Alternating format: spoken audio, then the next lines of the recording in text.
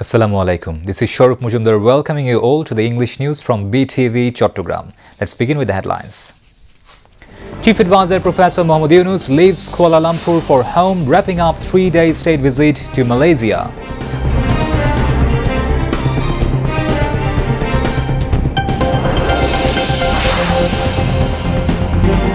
University Kebangsaan Malaysia confers honorary doctorate degree on Chief Advisor Professor Dryunus in recognition of contribution to social entrepreneurship.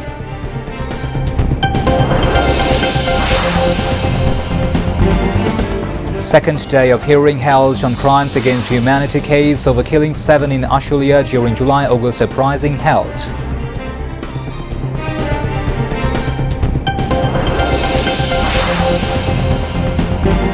Hearing in 3 cases held against 53, including former Prime Minister Sheikh Hasina, over irregularities in allocation of Rajuk Purbachal New Town project plots held.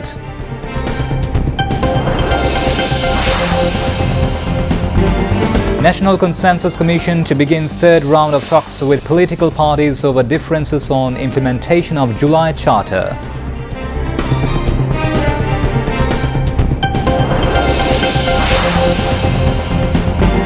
Israeli forces kill at least 73 Palestinians in attacks across Gaza.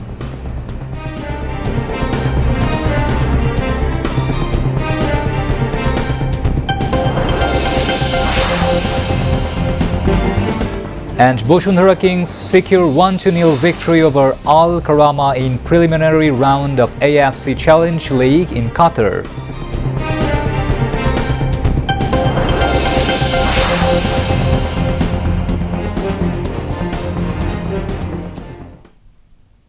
Those were the headlines. Now moving on to the details. Chief Advisor Professor Dryunus left Kuala Lumpur for home this evening, wrapping up his 3-day state visit to Malaysia. Chief Advisor's Deputy Press Secretary Abul Kalam Azad Mujumdar said this. During his tour, Professor Dryunus held bilateral talks with Malaysian Prime Minister Anwar bin Ibrahim on Tuesday. Bangladesh and Malaysia signed 5 memorandums of understanding and exchanged 3 notes in different areas of cooperation yesterday. Chief Advisor Professor Dryunus reached Malaysia on a 3-day state visit by Biman Bangladesh Airlines flight on 11th August. University Kebangsaan Malaysia (UKM), the National University of Malaysia, conferred an honorary doctorate degree on Chief Advisor Professor Dryunus today. Professor Yunus received the honorary doctorate degree from the university's chancellor at a function held at the auditorium of the university in Kuala Lumpur. When Professor Yunus arrived at the venue, the university's chancellor welcomed him. The honorary degree was conferred upon Professor Dryunus in recognition of his unique contribution to the promotion of social entrepreneurship. Speaking on the occasion, Professor Yunus urged youths not to wait for jobs, but create ones that helps their community. The chief advisor said his government is committed to strengthening democracy and giving power back to its rightful owner.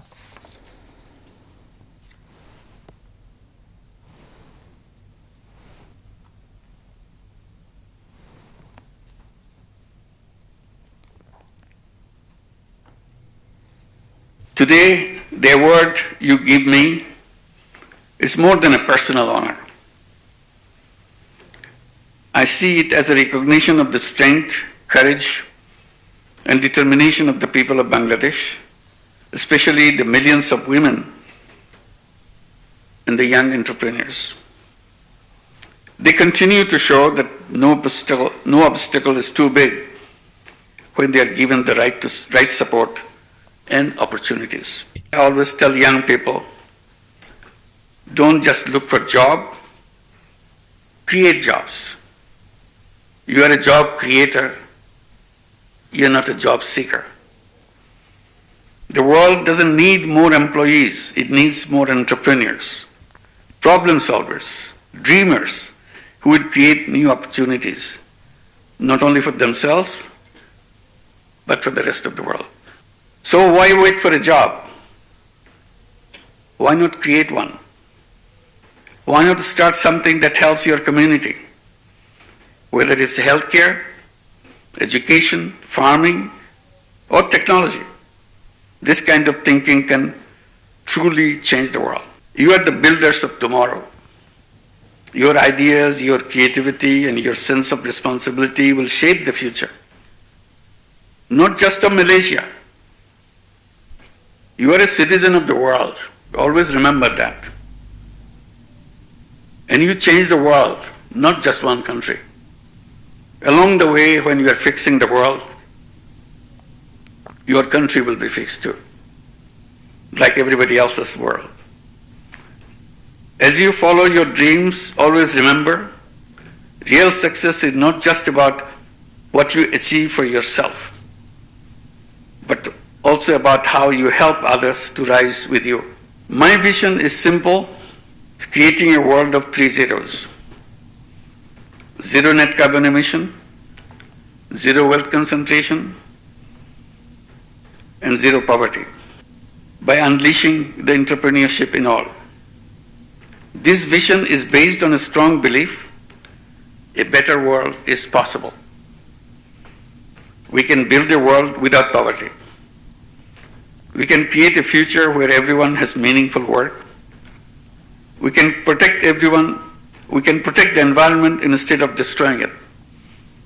The world we live in today is not a fixed one. We all have the power to change it. Earlier, the chief advisor was given war ground. The chief advisor signed the visitor book at the university. Malaysia's Minister of Education YB Fadlina Siddiq called on Chief Advisor Professor Dryunus at his hotel in Kuala Lumpur today.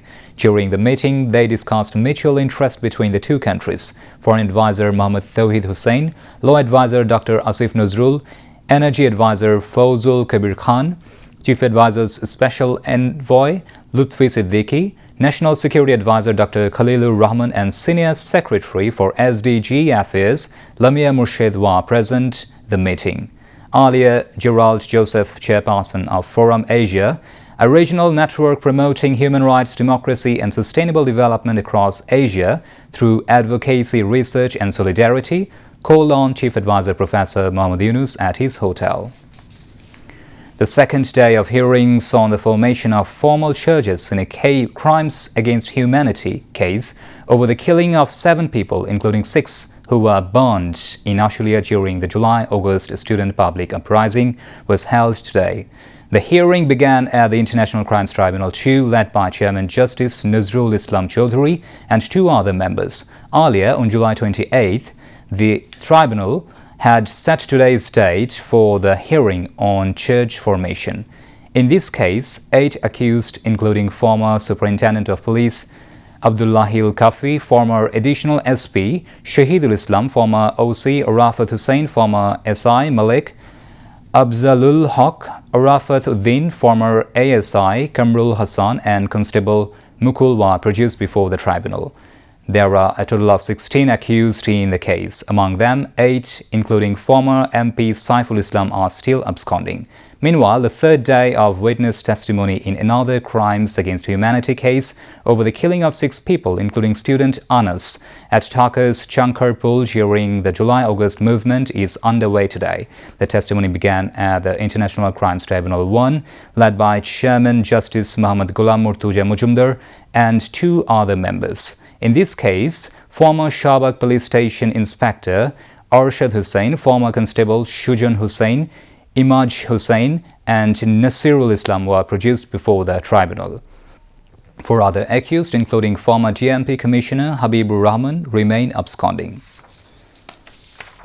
A court in Dhaka today adjourned till August 28th the hearing in 3 cases filed against 53 people, including ousted Prime Minister Sheikh Hasina and her sister Sheikh Rihana, over irregularities in the allocation of plots in the Rajuk Purbachal New Town project. Judge Rabiul Alam of Dhaka Special Judge Court 4 passed the order as plaintiffs of the 3 cases. Anti-Corruption Commission Deputy Director Salahuddin, Assistant Directors Afnan Jannat Kea and SM Rashidul Hassan submitted their depositions in these 3 cases today against Sheikh Hasina, Sheikh Rihana, Tulip Siddiq, Radwan Mujib Siddiq, Azmina Siddiq and others. Earlier on August 11th, The 3 plaintiffs had testified in 3 more identical cases against 47 people, including ousted Prime Minister Sheikh Hasina at Dhaka's Special Judge Court 5. After recording their testimonies, Judge Muhammad Abdullah Al Mamun adjourned the hearing of those 3 cases till August 26th. Dhaka Special Judge Court 5 on July 31st framed charges in the 3 cases. It also issued arrest warrants against the accused as they are still at large. On the other hand, Dhaka Special Judge Court 4 on that same day had framed charges in 3 more cases filed in this connection. It had fixed today for starting to record the testimonies in the cases and issued arrest warrants against the accused. Dhaka Metropolitan Senior Special Judge Zakir Hussain Galib on July 20th forwarded the matters to the Special Judge Court as the cases were ready for trial. The court passed the order as the accused refrained from appearing before the court in spite of its order in this connection. Earlier on July 1st, the court had ordered the publication of a gazette notification summoning 100 people, including ousted Prime Minister Sheikh Hasina, her sister Sheikh Rihana, and her son Shajib Wazajoy in the cases. The ACC filed the 6 cases from January 12th to January 14th, 2025. The concerned investigation officers filed charge sheets on March 10th. There are differences of opinion among political parties over the process of implementing the July National Charter. Experts said that since the July Charter raises issues of fundamental reform, it is essential to seek public opinion through a referendum for its implementation. Constitutional expert Imran A. Siddiq emphasized giving importance to taking the opinion of the Supreme Court as well. National Consensus Commission member Badiul Alam Majumdar said the Commission is holding discussions with experts regarding the method of implementing the July National Charter. Based on the experts' recommendations, they will also begin the 3rd round of talks with political parties. It is mentionable that National Consensus Commission held 2 rounds of discussions on reforms with political parties from March to July this year to build a welfare state. A total of 30 political parties, including the BNP, Bangladesh Jamaat-e-Islami and the National Citizen Party, participated in these discussions. In talks on the 166 recommendations made by the first 6 commissions formed for state reforms covering the constitution, electoral system, judiciary, public administration, police system and the Anti-Corruption Commission, the political parties reached consensus on more than 80 proposals. Several political parties, including BNP, said that the implementation of the reform proposals should go through the National Parliament. On the other hand, several other parties, including Jamaat-e-Islami and NCP, want the July National Charter to have a legal basis and be implemented starting from the interim government period. Information and Broadcasting Secretary Mahabuba Farjana called upon the officials and employees of the Press Information Department to be more active on social media and digital platforms to combat misinformation and rumors. The Secretary made these calls as the chief guest at a discussion and view exchange meeting at the PID conference room, organized with the aim of making the department's activities more visible. Principal Information Officer Mohammed Nijamul Kabir chaired the event, highlighting PID's role as very crucial in disseminating the government's pro-people programs to the countrymen. She said that those who accurately convey the government's messages to the public are the primary driving force. Being active on digital and social media platforms is a demand of the time now, she added. She emphasized the importance of using multimedia content, short videos, live coverage, and timely storytelling techniques. Now, international news. Israeli forces killed at least 73 Palestinians in attacks across Gaza on Tuesday. Gaza's health ministry said 2 more people died from malnutrition, including a 60-year-old boy and a 30-year-old man, bringing the total death toll from Israel's forced starvation in Gaza to 227 people. Meanwhile, United Nations special reporters Irene Khan and Francesca Albanese condemned Israel's targeted killing of Al Jazeera journalists in Gaza as a deliberate attempt to silence those threatening to expose its crimes. A Hamas delegation arrived in Egypt for more talks on securing a ceasefire deal, which comes as Israel pushes ahead with its plan to seize Gaza City and forcibly displace nearly 1 million people to concentration zones farther south. Australia, Canada, Japan, the UK and 23 European allies say the humanitarian crisis in Gaza has reached unimaginable levels and call on Israel to allow more aid into the territory. Germany and Hungary did not sign the statement. Israel's attack on Gaza has killed at least 61,599 people and wounded 1,54,088.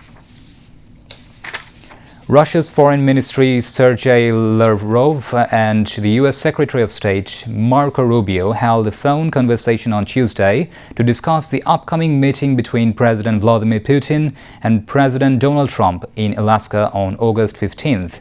According to the Russian Ministry of Foreign Affairs, Lavrov and Rubio discussed certain aspects of the Friday summit. U.S. President Donald Trump has expressed optimism about his meeting with President Putin and said he would like to see a ceasefire. He would like to see the best deal that could be made for both parties. Meanwhile, Ukrainian President Volodymyr Zelensky is joining European leaders in talks aimed at increasing pressure on U.S. President Donald Trump to side with Ukraine during Friday's summit with his Russian counterpart in Alaska.